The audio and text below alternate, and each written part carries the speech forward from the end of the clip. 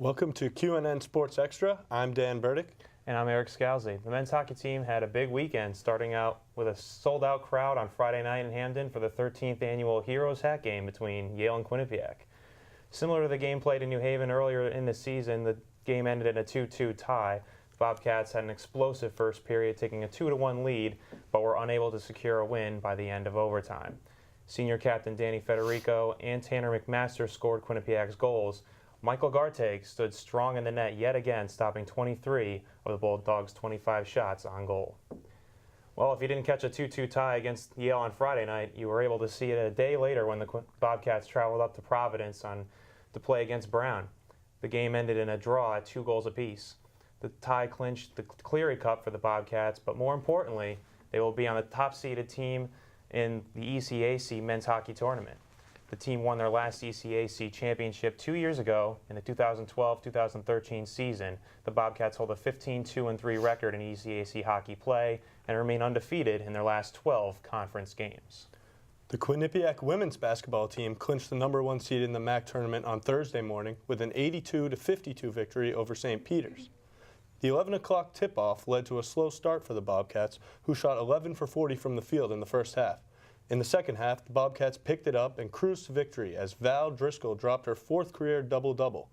With a large lead at the end of the game, Coach Tricia Fabry pulled her seniors one by one as the home crowd cheered them on for their final time on Lender Court. And it was a big crowd on hand to cheer on the Bobcat women. Thursday's game marked Quinnipiac's first annual Kids Day at the Bank. The event attracted a record 3,460 fans, the largest crowd ever for a Quinnipiac women's basketball game. The Quinnipiac men's and women's lacrosse teams started their season on Saturday, battling not only the opposing teams, but also the winter cold. Tim Schulze has more on the story. Forget the snow. Spring is in the air, or at least in Florida and Arizona. Baseball season officially got underway this weekend with pitchers and catchers reporting to spring training. Some position players are even reporting early.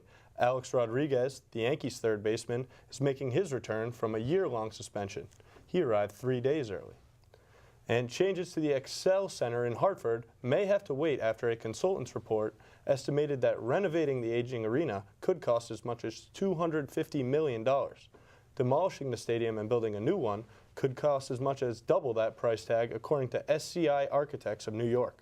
Funding for any proposed renovations would have to come almost exclusively from the state of Connecticut, which will be difficult with the state facing billion-dollar deficits in each of the next 2 fiscal years. The UConn Huskies football program didn't have a whole lot to be proud of this season until Byron Jones showed up for the NFL Combine on Monday. Jones set a combine record in the broad jump, leaping a whopping 12 feet 3 inches. Jones wasn't finished dazzling NFL personnel. He posted a 44.5-inch vertical jump, just an inch and a half under the current combine record set in 2005 by Gerald Sensabaugh. Jones will perform the bench press and the 40-yard dash events in front of scouts on March 31st in stores for UConn's Pro Day. Speaking of the Combine, we also got to see television host and journalist Rich Eisen run the 40-yard dash once again. Every year since 2005, when Broncos running back Terrell Davis challenged him, Eisen has run in his full suit and football cleats. His official time this year was clocked in at 6.1, which was over his last year's time of 5.98. He's going to have to eat his Wheaties every morning if he wants to post an even better time next year. Thanks for watching us for this edition of QNN Sports Extra. We'll be back next week with more sports news from around Quinnipiac and around the country. Success, hard working, and family are the ways the Quinnipiac basketball team will be remembered.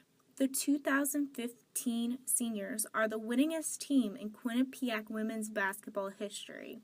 They are hungry for the MAC title and another chance to play in the NCAA tournament. I think everyone would agree with me in my class that we want to win every game that we have left, and we want to win the MAC championship, and that's really what we want to do. So that's what we're hoping to achieve this year.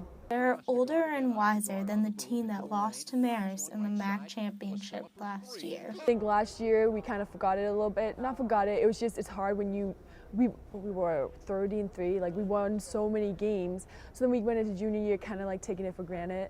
And then now we're back this year and we're just like, we regret it, we want it back. So I think that's really why we're just staying hungry. We want to win. Samantha Costello credits Coach Fabry for the team's success. She's just so great. She's our leader on and off the court, and she's like our team mom, but you know, she demands a lot from us and knows how to set the bar high so that we can reach that bar too, though. One Bobcat senior won't be a stranger next season. My little sister is actually coming here next year, and she'll be a freshman on the team.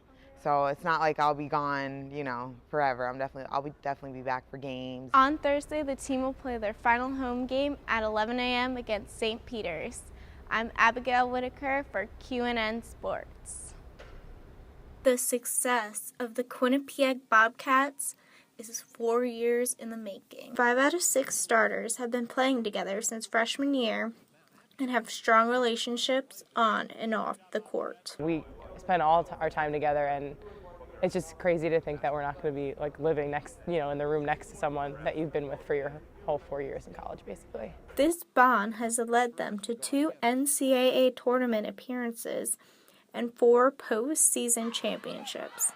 I mean, it's such funness and so happy and thankful that we went to the NCAA together and we get these 2 championships and all these wins to celebrate for the rest of our days. It's only going to get better as time goes on. These upperclassmen helped take a struggling program and steered it into the right direction. Coming in, I knew that the team was struggling a bit in years prior, but I think we really helped bring the team together and show that we were on a mission, and winning was everything we wanted, and that being mediocre was not going to be good enough for us. When these seniors graduate in a few weeks, the underclassmen are going to have large shoes to fill.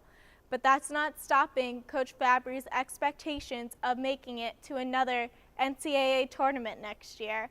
I'm Abigail for Bobcats Tonight. We're here at the 2014 Teen Arts Festival at Sussex County Community College. Any artist, any creative person wants their work to be viewed. Our dancers and our visual artists, our performers want to be on a stage and have an audience.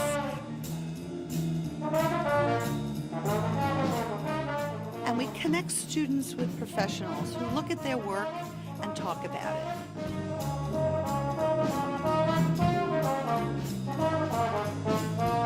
I look for kids who are having fun. I look for kids who are really into the intent and style of the music, and then just getting better from wherever they are when they walk in the door.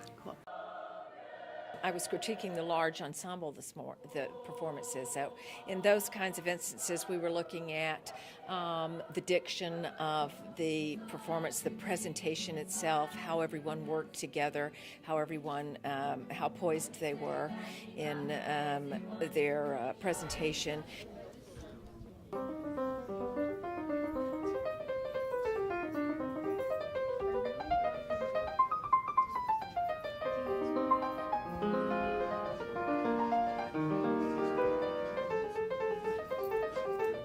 They have to have the love of the art of performing for the sake of the music. Teen Arts is a great way for the students, because it's not to sing and to play for each other and to show their artwork, because it's not a competition. It's more like a festival, and everybody can appreciate everybody else's talent.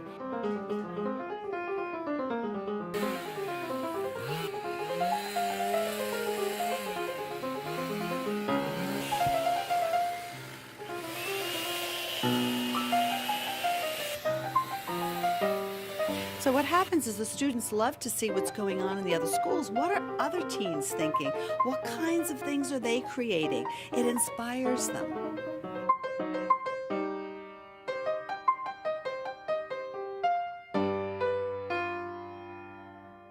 That's it from the 2014 Teen Arts Festival at Sussex County Community College.